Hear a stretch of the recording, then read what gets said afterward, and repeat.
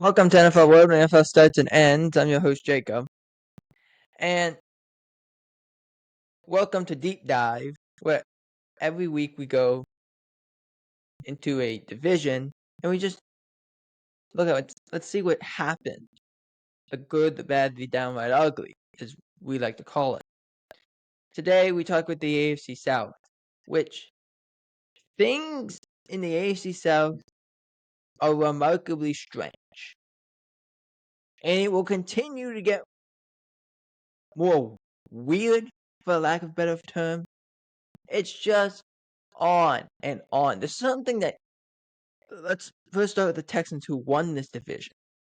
They were a team that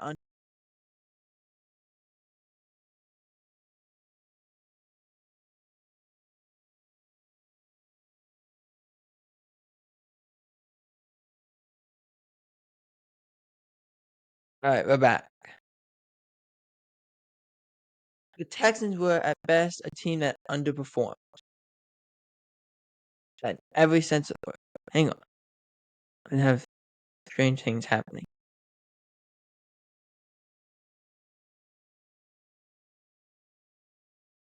Hold on. Okay. We're back.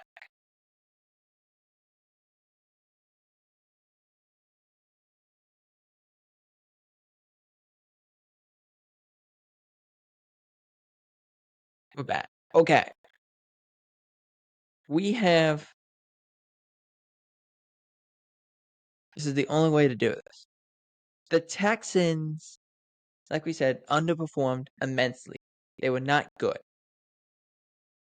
But let's explain why. Their offensive line was so bad. It was bad last year, but it was bad this year. They had inability to keep guys healthy. They had an inability to have good depth pieces. They were playing I think they said the fourth string center at one point in time. So these are things that you don't even want to talk about, let alone even think about. This was so bad, it got worse as the years went along. In terms of this offensive line this year. That's how bad this got. And it continued. It continued because every time we would watch it,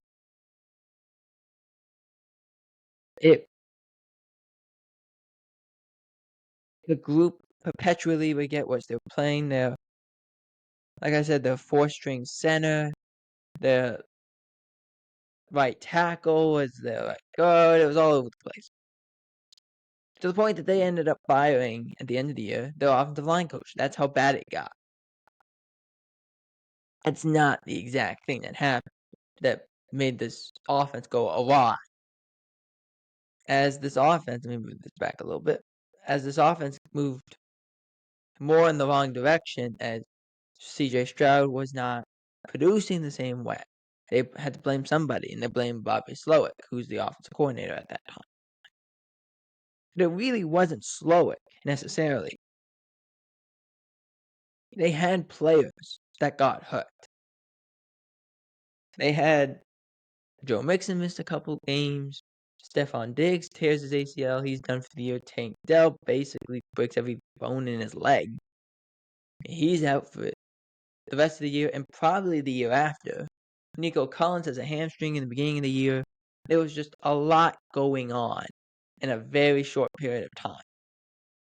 And it needs to be fixed. Needs to be fixed, needs to be addressed. How do you address it? Well, you go and say we need a change.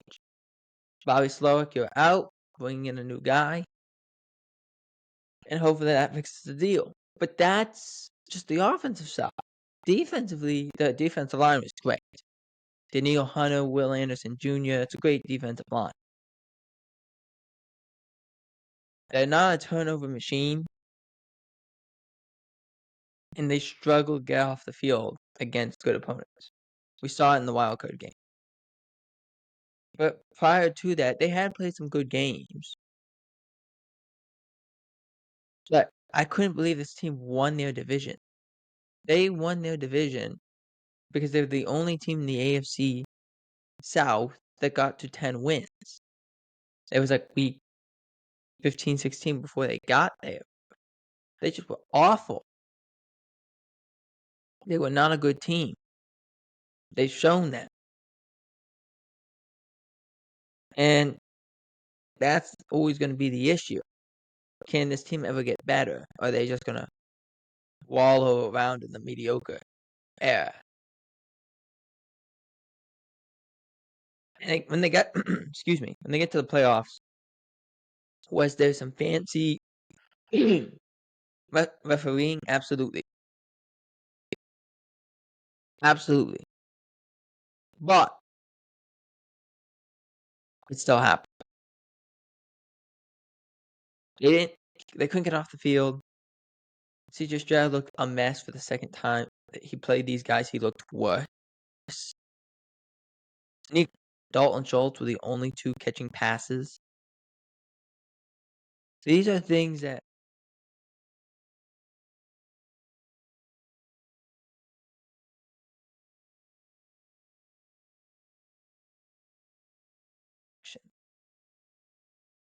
Nico Collins can't be the only receiver. Guys like Hutchinson and Moore and these guys, because it's such a downgrade from a Stephon Diggs, from a Tank Dell, from a Nico Collins. It's such a downgrade. They may have good games, but it's a downgrade. Now, let's talk about a downgrade. Let's go to the Indianapolis Colts here, who were just really bad. They brought in Joe Flacco to be the backup quarterback. They said, okay, Richardson got hurt last year. We'll get to him in a minute. But we need a good backup quarterback. We had Gardner Minshew. Joe Flacco's way better than Gardner Minshew. Their team made the playoffs with the Cleveland Browns. He was the fourth-string quarterback. Coming off his couch 2 months after the season started. So you say to yourself, I'm going to just get closer here. You say to yourself, okay, that's good. What do we fix? Well, let me give you the best example. He, meaning Joe Flacco, whatsoever. Your team was not more beneficial from the efforts of a Joe Flacco. Just wasn't.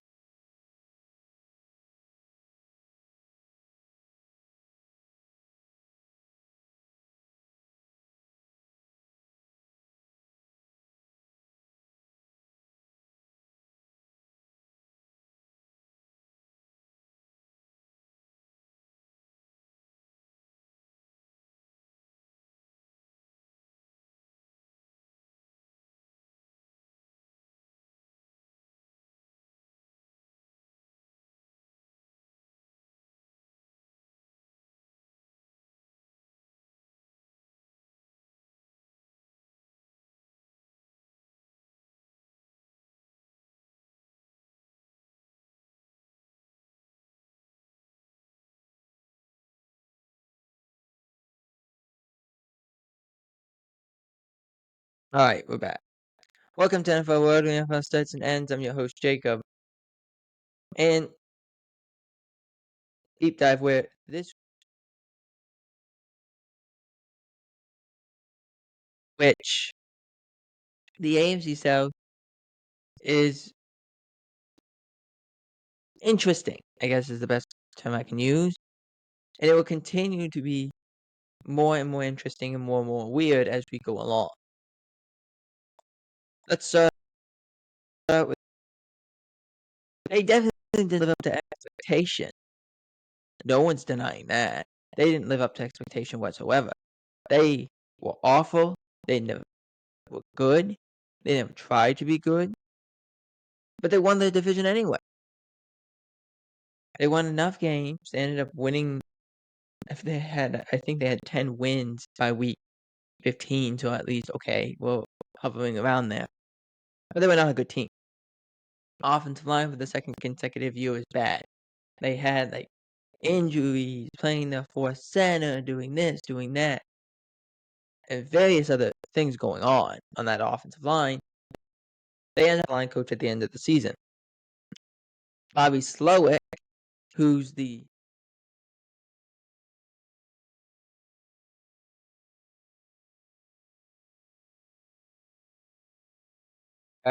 progressing his second year in the NFL. But it wasn't just Bobby Slowick's problem.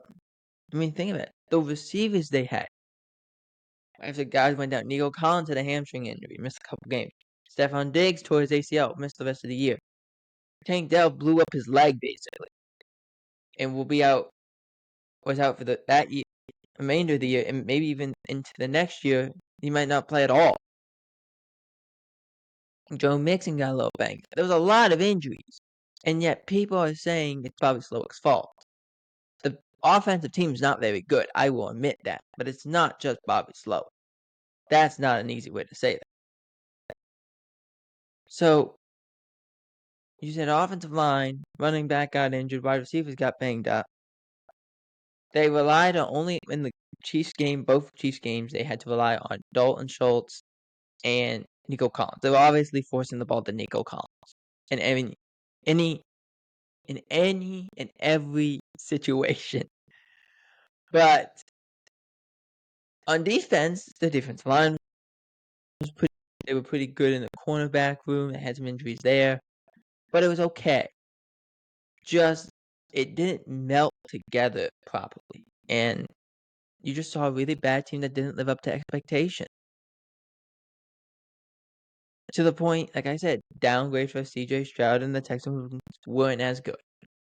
That's what I mean. Now let's move on to another downgrade, the Indianapolis Colts. Last year, Anthony Richardson got hurt. Gardner Minshew stepped in. They almost made the playoffs. This year, Anthony Richardson got benched and kind of hurt. Joe Flacco stepped in, and it didn't look good. Joe Flacco didn't look good, but Anthony Richardson didn't look good when he was either not benched or playing based off the injuries. He didn't look good. He looked out of shape. He didn't look like he was progressing. We said this last year about Anthony Richardson. You can't put yourself in harm's way. You got injured a lot. Don't do it. Just relax, protect yourself, do all those things, but don't hurt yourself. They were so bad. He was bad. The most synonymous game, I cannot deny it, for the Colts. They ran 2 run plays where Anthony Richardson either scrambled or was running. He was gassed. He just had no more energy. To the point he's with his hand, he's going like this. If we can, there you go. He's tapping on his helmet like this. Like, hey, I need a break. I need a break. Get me out. And they said, and like, to understand, a quarterback can't do that. Wide receivers can do it, running backs can do it, defensive line can do it, but not a quarterback. It was just a bad look. Because now the Colts have to send in Joe Flacco, who's like, wait, what? Why? What happened? Is he hurt? No, he's gassed. He needs a break. He needs a break. It was just absurd. And Richardson got roasted for that. Because it's like, again, you're out of shape. These are things that shouldn't happen. It ruins his progress. We said this in the draft when he was drafted. We said Richardson is a project player. Great arm. Great arm. His accuracy, not so good. He can hit the deep ball 60 yards flat-footed. That's amazing. But he struggles to rein it in. He'll miss a guy by 20 yards. Seriously. He'll miss a guy by 20 yards because he doesn't know how to control his arm. What he's got to do, he's going to go call Flacco, because gotta go figure out what names Joe Flacco has of people he's thrown with before to call him, because Joe Flacco has a very similar style of throwing. But he should also go call Josh Allen. Say, I need to learn how to do this. I don't know how to control my arm. I'm trying to just whip it 100 miles an hour every time. This is like when you go in the park, you see someone throwing the football, and they're throwing the football so hard, the ball doesn't even want to continue a spiral shape. It just wants to shake violently. That's what this is going on. So that's what it is. Plain and simple. Defensively, they were worse. They ended up firing the defensive coordinator, Gus Bradley, for another fired defensive coordinator this year, Lou Anarumo. They made some good moves. Travarius Ward in free agency. Exum from the Vikings. Ward, obviously, from the 49ers. Those are good moves. Continue it. Continue it. I know it's not free agency week, but you can bring guys in and visit with them and sign them. You can do whatever you want to do. Just fix this defense. You need to do that. Moving on to Jacksonville. Jacksonville's situation is profoundly idiotic because Shad Khan, who owns the team, he's owned the team since, I believe, 2009. This team is not very good. It's not good. They had some good players. Trevor Lawrence is a decent player. Haven't seen it. Christian Kirk, who they traded to, where did he go? Exactly. They traded Christian Kirk, who was a good player. They traded him away. Outside of Tank Bigsby, who we know can play now, and a few others, I'm not interested in this team. Offensive line, not great. Defense, besides Joshua Hines-Allen, not great.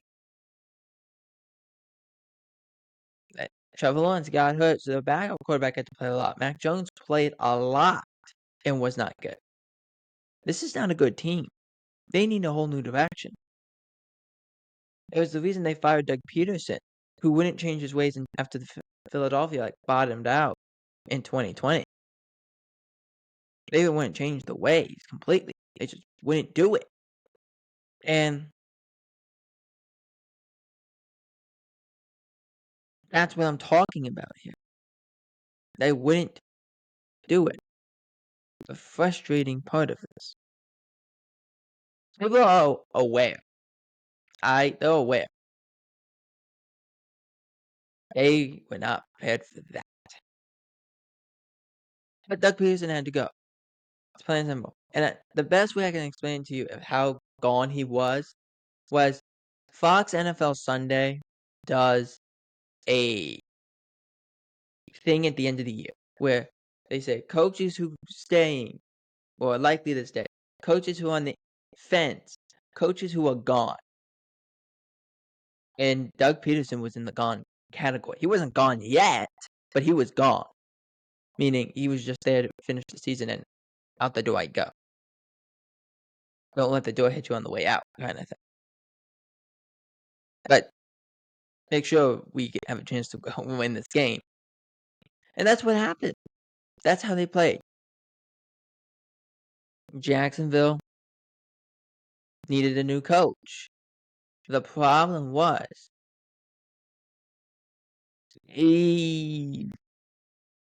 their general manager was not likable. Liam Cohen, Ben Johnson, Aaron Glenn, a few other people have interviewed. Many people interviewed for that job. Didn't like it. The reason they didn't like that job? Trent Baalke, the GM of the Jaguars, who he had the job for 5 years, and they nearly had the first overall pick in the draft 3 times, which is impossible, by the way. That's impossible. They were not a good team. Like I said, they couldn't protect Trevor. Trevor got hurt not once but twice, and then they shut him down. Their offensive line was not great. Their run game was okay. Their defense was not great. So you need a whole remodel, which is going to take a while. You don't have the money. And that's a problem moving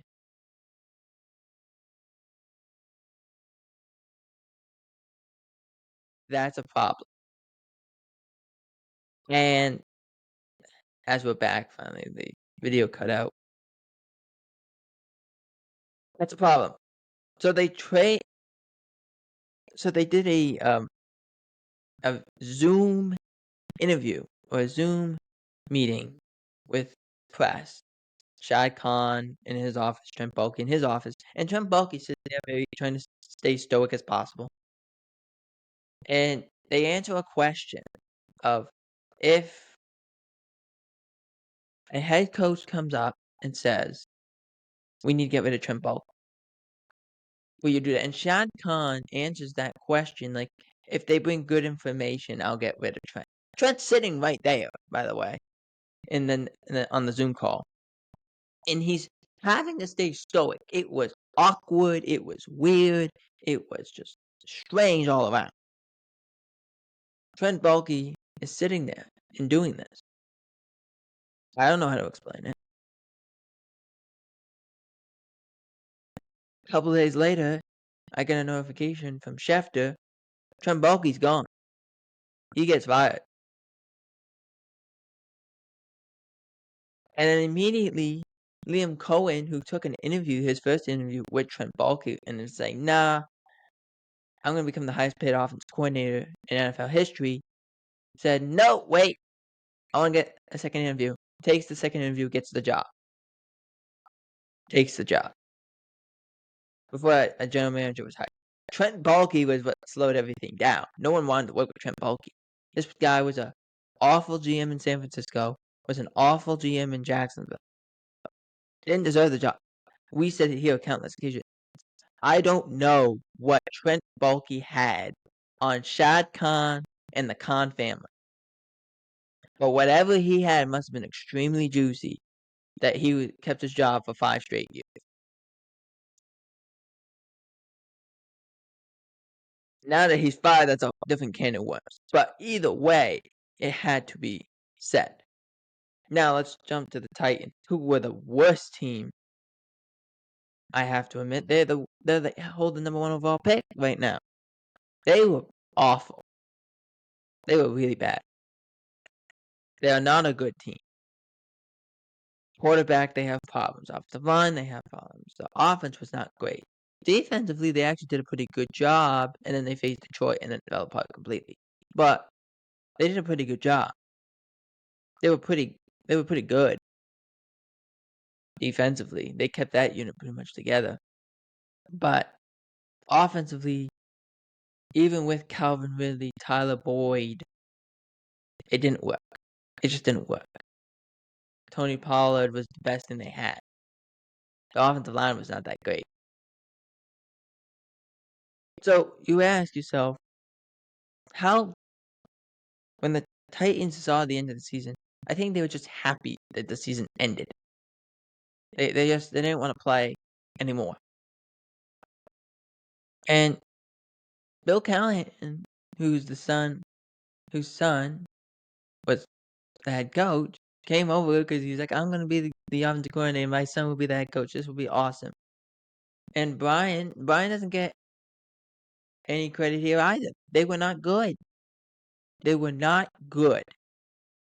It's not like Bill Callahan can't coach and Brian Callahan can't coach. We've seen they can coach. But this was bad. This was really bad. And until we see it, I'll say it once, I'll say it 100 times. Some guys are good at being coordinators, but are not good head coaches. For NFL World, I'm J.K. Peebit.